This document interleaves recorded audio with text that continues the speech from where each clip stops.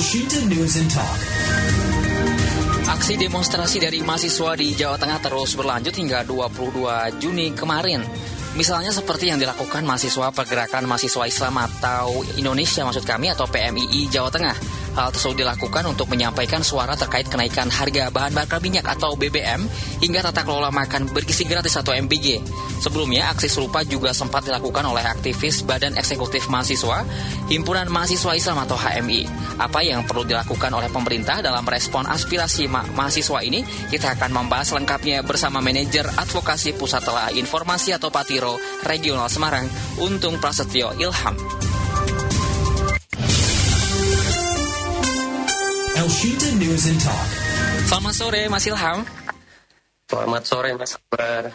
Ya, Mas Ilham, ini kan dalam beberapa waktu terakhir, ini mahasiswa di Jawa Tengah, ini kan juga berulang kali ya turun ke jalan gitu untuk menyuarakan kritiknya ini terhadap sejumlah kebijakan pemerintah yang mulai dari MBG, kemudian isu supremasi sipil, kemudian harga BBM yang naik dan sebagainya. Ini kalau melihat atau mencermati gelombang demonstrasi mahasiswa ini seperti apa, Mas Ilham? Baik, terima kasih Mas Akbar. Tentu yang pertama kita harus memaknai bahwa aksi yang dilakukan turunnya mahasiswa ke jalan adalah bentuk kepedulian dan rasa cinta dari masyarakat kepada negaranya. Ditambah aktivitas-aktivitas ini merupakan aktivitas yang dijamin oleh undang-undang sehingga bukan menjadi hal yang aneh, sesuatu yang janggal. Pastinya kita harus memaknai apa yang dilakukan oleh teman-teman seperti itu. Kalau kemudian kita lihat apa tuntutannya, sebenarnya kita bisa tarik benang merah bahwasanya semua isu yang disampaikan bermuara pada satu hal, yakni tata kelola pemerintahan yang carut-marut, adanya krisis akuntabilitas dan kebijakan-kebijakan yang berjarak sangat jauh antara kepentingan masyarakat dengan kebijakan yang diambil. Saya kira begitu. Baik, ini kan kalau kita melihat mahasiswa kan juga mengaku kecewa ya karena dalam beberapa aksi demonstrasi yang dilakukan nih di kota Semarang ya, beberapa hari ini, beberapa pekan ini tidak ada pejabat pemerintah maupun DPRD yang menemui langsung gitu ya. Dan kalau menurut Mas Ilham sendiri seberapa penting sih kehadiran pejabat publik ini untuk berdialog langsung ya dengan kelompok masyarakat untuk menyampaikan barangkali aspirasi dan juga unek-uneknya ya. Dan di apa dampaknya juga di ruang publik jika ini tidak dilakukan seperti itu, Mas Ilham? Iya, tentu satu hal yang sangat kami sesalkan dan kami sayangkan kalau kemudian tidak ada respon dari pemerintah. Meskipun memang kita harus lihat bagaimana posisi pemerintah daerah pada hal-hal yang kemudian menjadi tuntutan. Misalnya makan bergizi gratis yang kemudian dalam catatan kami ada 1.400 sekian yang keracunan di Jawa Tengah, dan kalau menurut teman-teman CPPI ada sekitar 5.000 kasus sampai bulan September. Itu adalah aktivitas atau program pusat yang mana kemudian dari banyaknya masukan masyarakat sipil sampai hari ini kemudian terbukti tindak pidana korupsi terjadi di sana. Yang kedua juga persoalan di tingkat pusat, adanya sentralistik dan militerisasi ya. Militeristik pada program-program populis yang dilakukan oleh pemerintah. Misalnya MBG tentunya jadi salah satu yang paling disoroti. Kemudian yang kedua KDMP yang juga jadi banyak temuan bersoal di banyak hal. Yang mana ini juga semakin berkuat dengan disahkannya Undang-Undang TNI dan Polri, yang mana kalau kita lihat menambah panjang masa pensiun. Bahkan Polri diatur di sana berdasarkan kepentingan presiden berpanjangnya. Maka itu adalah usulan-usulan ke tingkat pusat yang mana pemerintah daerah semestinya hadir sebagai jembatan antara suara rakyat dengan kepentingan rakyat dengan pemerintah pusat, termasuk di dalamnya ada tuntutan terkait dengan harga BBM ya. Meskipun sebetulnya kalau kita baca secara lebih luas yang dituntut adalah efektivitas pembagian APBN sehingga salah satunya BBM juga tidak dinaikkan, meskipun BBM yang dinaikkan adalah BBM non subsidi, tapi hari ini kita rasakan bersama kira-kira begitu. Kalau BBM non-subsidi naik, teman-teman pengguna non-subsidi akan turun menggunakan BBM subsidi. Implikasinya apa? BBM subsidi akan makin sulit, jadi langka, dan ini terbukti di beberapa daerah. Beberapa waktu terakhir, termasuk Jepara, kami lihat kemarin juga ada laporan. Antriannya panjang ya Mas ya? Antrian panjang dan tidak tersedia begitu. Yang pada akhirnya apa? Berimplikasi lebih lanjut pada kenaikan bahan bakar bahan sembako begitu. Sehingga ini adalah isu-isu pusat yang seharusnya pemerintah daerah itu hadir, menemui masyarakat, menemui mahasiswa, menemui para peserta aksi untuk bisa mencatat, kalau bisa bahkan sebagai komitmen membersamai gerakan rakyat ini, mereka datang membuatlah surat bertanda tangan hitam di atas putih kalau mereka siap meneruskan suara-suara masyarakat ini ke tingkat pusat gitu. Jangan kemudian menjadi yang berdiri jauh di dalam pagar, tidak mau membersamai, tidak mau bertemu, seolah-olah apa yang disuarakan itu bukan kepentingan dan bukan suara rakyat. Tentu kami sangat menyayangkan kalau kemudian tidak ada satupun pejabat daerah yang hadir, tidak ada satupun pejabat daerah yang membersamai gerakan akar rumput ini. Baik, Mas Ilham, ini kan tadi juga sempat menyinggung juga terkait MBG, dan salah satu tuntutan utama juga mahasiswa ini kan evaluasi besar-besaran terhadap program MBG atau makan bergizi gratis yang dinilai menghabiskan anggaran yang cukup besar. Kalau dari perspektif tata kelola pemerintahan yang baik gitu ya, sejauh mana sih transparansi dan akuntabilitas pelaksanaan MBG ini saat ini sudah berjalan, dan aspek mana yang perlu untuk diperbaiki atau bagaimana, Mas Ilham? Prinsip sebetulnya pada tataran konsep dan ide semua orang setuju makan bergizi gratis. Saya yakin. Tapi persoalannya pada konteks tata kelola kita mengalami persoalan yang sangat mendasar, bahkan dari program itu baru disuarakan dan dieksekusi. Yang pertama, sebetulnya MBG itu kan tidak punya payung hukum. Ini yang jadi soal paling utama. Yang tentu akar rentetannya sampai hari ini, makanya tuntutannya harus dihentikan dulu gitu. Kita hentikan. Setelah dihentikan, ayo kita tata sebaik mungkin baru dieksekusi. Yang kedua, ini jadi program populis yang mana diserambah uyah. Secara nasional program ini dilakukan secara bersama-sama sehingga budgetnya sangat besar. Padahal diskusi yang kami gelar juga salah satunya memberikan rekomendasi dan tentu jadi masukan dari berbagai macam kelompok masyarakat. MBG ini boleh kita lakukan dengan cara diuji coba di daerah-daerah 3T, targeted, sehingga tidak serambah uyah. Nah, ini yang kemudian jadi kesalahan fatal yang dilakukan oleh pemerintah. Yang pertama, tidak ada payung hukumnya. Yang kedua, dilakukan secara populis, serambah uyah, tidak targeted, yang akhirnya mengambil porsi anggaran pendidikan sangat besar, sampai hampir 44%. Dan yang berikutnya, padahal tata kelola, kalau kita lihat pada Perpres pengadaan barang dan jasa sebelumnya, sebelum tahun 2025, anggaran-anggaran pemerintah di atas nilai 100 juta itu harus melakukan tender. Jadi ada regulasi pengadaan yang namanya tender. Sedangkan setelah Perpres tahun 2025 pengadaan barang jasa yang terbaru, seluruh program strategis pemerintah, dalam hal ini program presiden, boleh melakukan pengadaan di atas 100 juta dengan cara penunjukan langsung. Coba kita bayangkan, pengadaan senilai 4 miliar, 4 triliun bahkan bisa dilakukan dengan penunjukan langsung.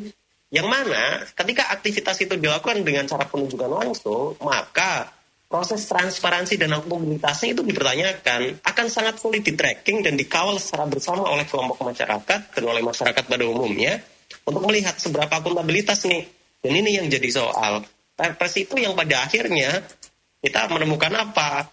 Kos kaki seharga sekian, pengadaan motor listrik yang dilakukan, ditunjuk kepada PT yang bahkan direkturnya sendiri kita tidak tahu dan lain sebagainya. Ini yang kemudian jadi catatan penting bahwasanya program ini sebetulnya sudah gagal dari awal, sudah mengalami persoalan dari awal. Maka tuntutan-tuntutan yang dilakukan oleh mahasiswa ini adalah hal yang sangat rasional. Mari kita berhentikan terlebih dahulu. Setelah diberhentikan, mari kita evaluasi secara total. Dan kemudian kita jalankan lagi dengan format yang lebih ideal, yang tersistematis dan minim potensi kecurangannya. Coba kita lihat, setelah ketua BKN diganti, ketua BKN baru mewacanakan akan ada dapur yang memanfaatkan kantin sekolah. Bukankah ini dari awal sudah disuarakan oleh kelompok masyarakat, mahasiswa, dan para ahli? Kalau kita nggak perlu bikin dapur gitu loh. Kita cukup gunakan kantin-kantin sekolah. Yang kedua, kita lakukan di daerah targeted dulu, 3T yang membutuhkan. Sedangkan hari ini, misalnya dari jumlah SPPG saja, teman-teman yang punya angka stunting tinggi ternyata paling tinggi hanya 100 dapur, sedangkan Jawa Barat dan Jawa Tengah jadi daerah dengan dapur paling banyak. Maka sebetulnya narasi programnya memang mengalami banyak persoalan dari awal, sehingga tuntutan itu jelas, clear.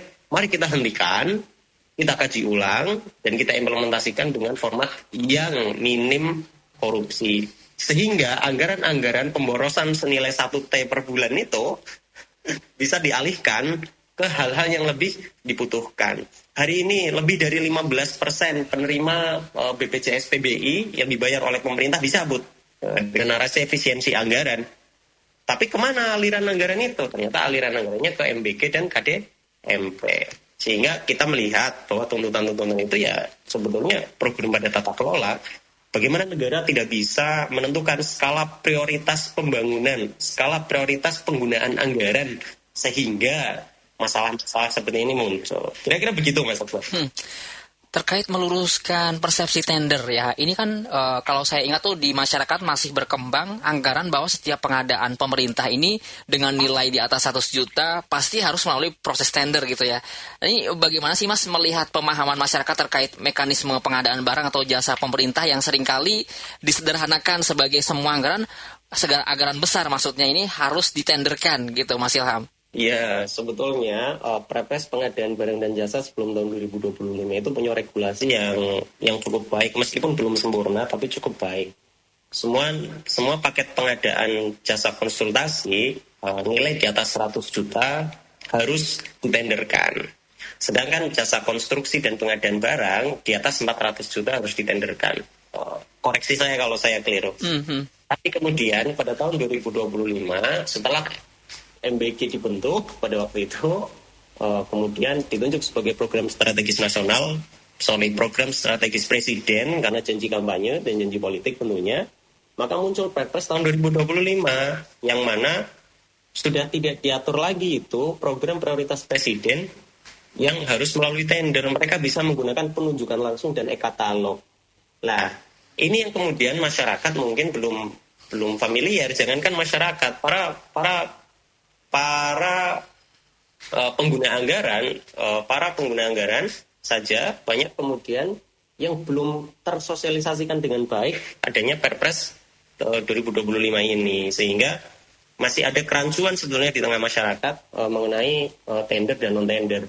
Karena kalau kita bisa katakan sebetulnya Perpres tahun 2025 pengadaan barang jasa adalah regulasi yang memuluskan proses pengadaan barang dan jasa pemerintah yang tadinya harus melalui tender, sehingga lebih transparan, terbuka, dan bisa diawasi tentunya, menjadi mekanisme penunjukan langsung yang melewati batas aturan itu. Dikecualikan karena adalah program presiden gitu. Dan ini yang kemudian jadi catatan sebetulnya gitu.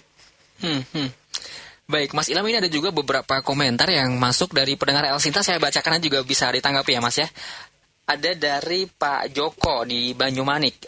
Selamat sore Mas Ilham. Soal makan bergizi gratis atau MBG ini di lapangan anak saya yang SD itu porsinya dikit banget katanya. Katanya anggaran per porsi sampai 13.000 rupiah sampai 15.000 rupiah, tapi wujudnya kok kayak nasi kucing harga 5.000 rupiah katanya gitu. Nah, mahasiswa kemarin demo tuh bilang anggarannya dipotong dan dimonopoli bisnis oleh oknum aparat atau pejabat lewat satuan pelayanan atau SPBG ya.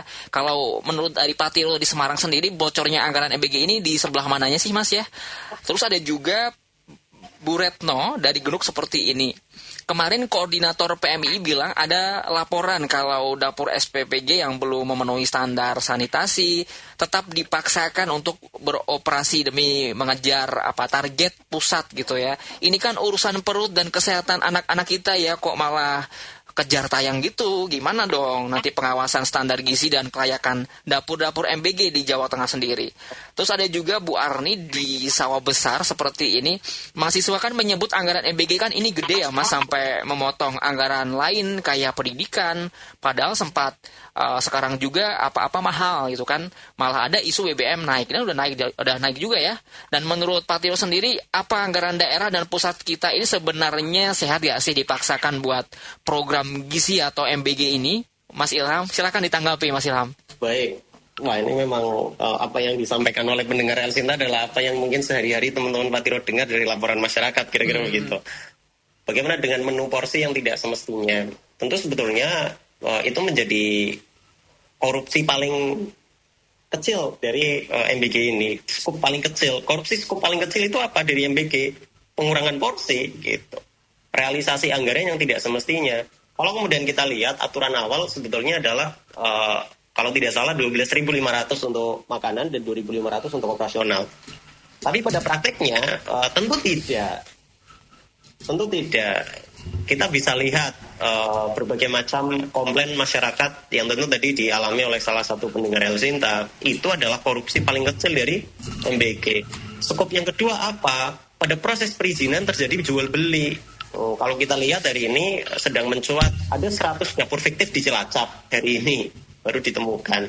Yang kemudian ada 100 dapur di Kebumen yang terafiliasi dengan salah satu pejabat politik yang punya track record korupsi sebelumnya.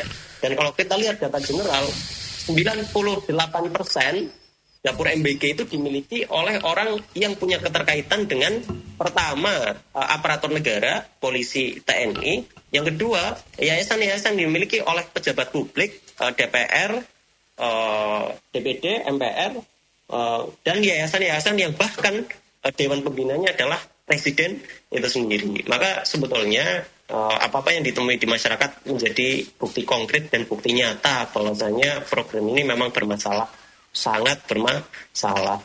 Yang kedua tadi, kalau ngomong anggarannya besar, 44% dari total anggaran pendidikan ya kalau di tahun 2025 kalau tidak salah. Maka sebetulnya ya memang anggaran ini sangat besar dan sangat membebani. Kalau kita lihat awal periode Presiden Prabowo ini dilantik, yang diwacanakan apa? Efisiensi. Bahkan banyak dana transfer daerah yang kemudian dipotong dari daerah-daerah. Dana alokasi dana desa yang tadinya 1,5 miliar kami temukan di tengah masyarakat sekarang menyisa 300 juta rupiah yang bisa dikelola di salah satu desa di Jawa Tengah. Narasi-narasi yang dibangun di awal sebetulnya narasi yang sangat disambut oleh masyarakat, adanya efisiensi, tidak boleh berpergian ke luar negeri. Tapi sayangnya baru setengah perjalanan, bahkan belum setengah perjalanan periode ini berjalan, wacana-wacana itu dipatahkan oleh pembuat statement itu sendiri. Yang pertama, seluruh alokasi efisiensi ternyata dialihkan untuk apa? Untuk MBG, untuk KDMP, yang mana saya yakin a lot of people tentunya lebih memilih dibanding kemudian makan bergizi gratis, akan lebih penting ketika sekolahnya 100% gratis. Akan lebih penting ketika guru-guru dan tenaga pengajar itu mendapatkan gaji yang layak. Akan lebih bermanfaat jika digunakan untuk mensubsidi bahan makanan pokok yang terus mengalami inflasi ini. Dan banyak hal di dalamnya. Yang mana itu bahkan dikeluhkan oleh pemerintah daerah. Jadi kami menemukan beberapa perintah daerah itu mengeluh kenapa dana transfer daerahnya berkurang. Kami sudah tidak bisa melakukan apa-apa. Di salah satu daerah di Jawa Tengah sampai ada wacana pemutusan kerja P3K karena tidak ada anggaran. Kenapa tidak ada anggaran? Wacana efisiensi yang membuat dana transfer daerahnya berkurang. Nah ini yang kemudian kita bisa katakan ya memang perencanaan penganggaran dan politik anggarannya bermasalah. Yang berikutnya tadi, apakah sehat? Ya tentu dari penjelasan yang saya sampaikan, tentu ini menunjukkan kita sangat tidak sehat. Kalau kita lihat dan kita dengar statement dari Menteri Keuangan, APBN kita itu sudah mengalami defisit. Apa yang menjadi beban? Ya tentu MBG 270 triliun, 300 triliun itu tentu kalau diwacanakan MBG, BGN hari ini menghemat 70 triliun, akan lebih hemat lagi kalau MBG diberhentikan, kira-kira begitu. Kita akan hemat sekian ratus triliun, begitu. Dan ini yang mungkin tidak bisa didengar atau enggan didengar oleh pemerintah hari ini. Ambisi-ambisi pemerintah mengenai janji politik itu tidak dibersamai dengan kalkulasi dan perhitungan anggaran yang tepat, sistem implementasi yang accountable, dan yang terakhir bisa jadi dan hari ini mulai terbukti bahwa program-program ini hanya sebatas menjadi bancaan oleh orang-orang terdekat dan yang berkaitan dengan para penguasa hari ini. Korbannya banyak, dana transfer daerah berkurang, penerima BPJS PBI berkurang, teman-teman penerima beasiswa LPDP dikurangi, penerima teman-teman beasiswa KPK juga berkurang, yang mana semua itu adalah hasil dari wacana efisiensi yang pada akhirnya efisiensi hanya digelontorkan untuk program populis yang jauh dari kata tepat sasarannya, yaitu MBG dan Kopdes hari ini. Begitu Mas Akbar.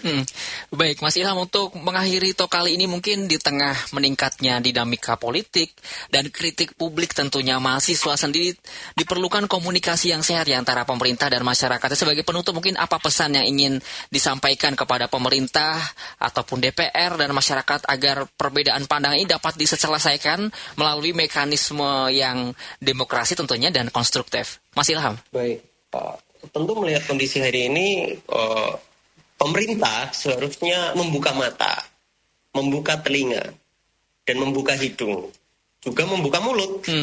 Jadi pemerintah hari ini tuh betul-betul harus melihat bahwasanya ada keluhan di tengah masyarakat, harus mendengar suara-suara yang disuarakan oleh masyarakat, harus mencium aroma keringat para pendemo itu, dan yang terakhir mulutnya harus terbuka untuk bisa menyampaikan, harus untuk bisa mengkomunikasikan apa-apa yang memang diinginkan oleh pemerintah.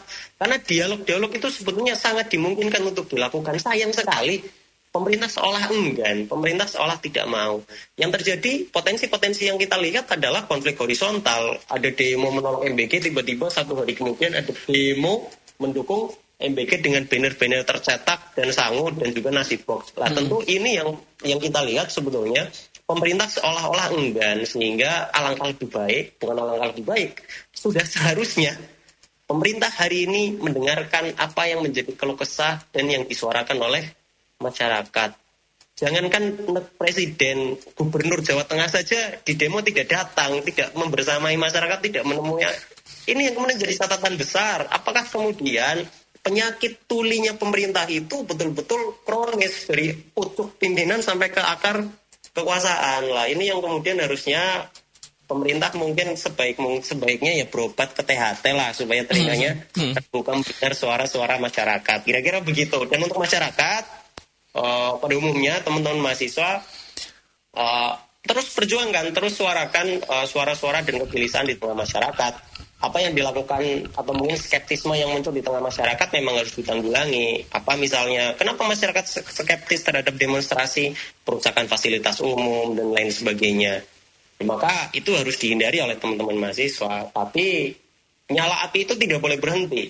Teman-teman harus terus bersuara, harus terus mengkritisi pemerintah, ruang-ruang demokrasi terbuka. Meskipun hari ini harus kita akui penyempitan ruang demokrasi itu terjadi, tapi yang ada mari harus kita gunakan dan kita manfaatkan dengan sebaik mungkin. Turun ke jalan itu adalah bagian dari akhir. Kenapa? Karena program MBG ini juga sudah digugat ke MK sebetulnya. Jalur hukum sudah ditempuh oleh kelompok masyarakat, dan turun ke jalan sebagai bagian yang dijamin oleh undang-undang juga dilakukan. Maka bagi pemerintah, berobatlah ke THT supaya bisa mendengar suara masyarakat. Bagi teman-teman masyarakat, jangan sampai kehabisan energi untuk terus menyuarakan suara-suara masyarakat pemerintah yang sedikit bermasalah telinganya itu. Begitu Mas Akbar. Baik, terima kasih Mas Ilham ya sudah menyempatkan waktunya untuk berbincang panjang tadi ya terkait dengan topik kita kali ini. Selamat sore Mas Ilham, sehat selalu ya Mas. Terima kasih Mas Akbar. Ya, demikian perbincangan kami bersama manajer advokasi Pusat Telah Informasi atau Patiro Regional Semarang, Untung Prasetyo Ilham.